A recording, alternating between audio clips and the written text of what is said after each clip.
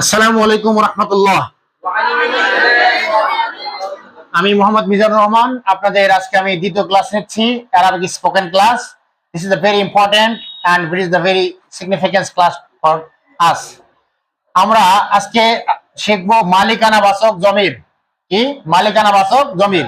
যে জমির গুলো দ্বারা আমরা কোন ওয়ার্ডের শেষে লাগিয়ে দিলে সেই জিনিসের মালিকানা বোঝাবে। কি বোঝাবে? মালিকানা। এটাকে বলা হয়, বাংলায় বলা হয় মালিকানা বাচক সর্বনাম, আর ইংলিশে বলা হয় পসেসিভ প্রোনাউন। কি পসেসিভ প্রোনাউন? যেমন কিতাবি, এখানে আমি একটা ইয়া মারুফ লাগিয়েছি। এই ইয়া মারুফের ইংরেজি হলো কি মাই।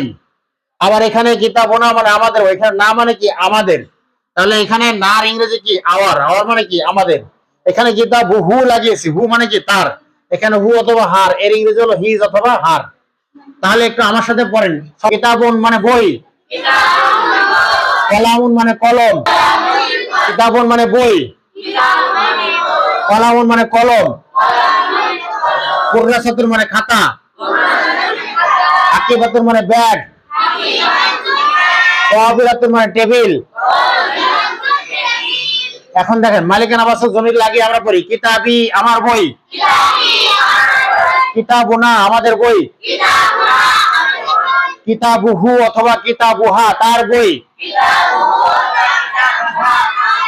কিতাবুহু বুঝালে সে একজন নারীর বই, কিতাবু পুরুষের বই।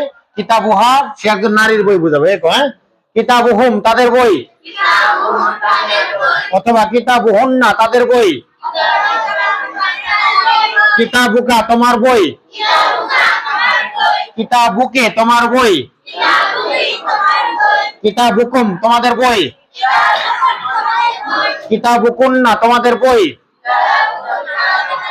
এখানে আমাদের খেয়াল করতে হবে, এখানে ব্র্যাকেটে আমি যে ওয়ার্ডগুলো দিয়েছি এগুলো দিলে স্ত্রীলিঙ্গ বোঝাবে। ওকে, এবার দেখেন আমি এখানে কিছু ওয়ার্ড লিখেছি। হাজা মানে ইহা, হাজহি মানে ইহা। হাজা মানে পুংলিঙ্গ বোঝাবে ইহা কাছে, হাজহি স্ত্রীলিঙ্গ বোঝাবে কাছে।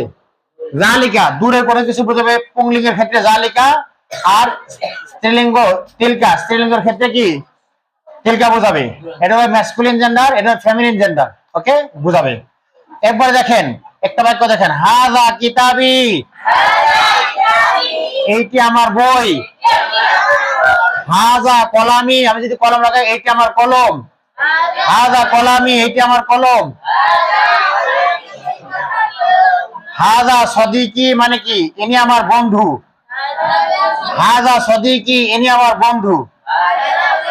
তাহলে আমরা এভাবে কি করবো, হাজা লাগিয়ে দেবো শুরুতে এবং শেষে আরো কিছু আমরা লাগিয়ে লাগিয়ে নতুন নতুন বাক্য তৈরি করবো। যেমন কিতাবি মানে কি আমার বই, আমি যদি বলি আমার বইটি সুন্দর তাহলে কি কিতাবি জামিলুন আমার বইটি নতুন, কিতাবি জাদিদুন আমার বইটি নতুন, এরকম।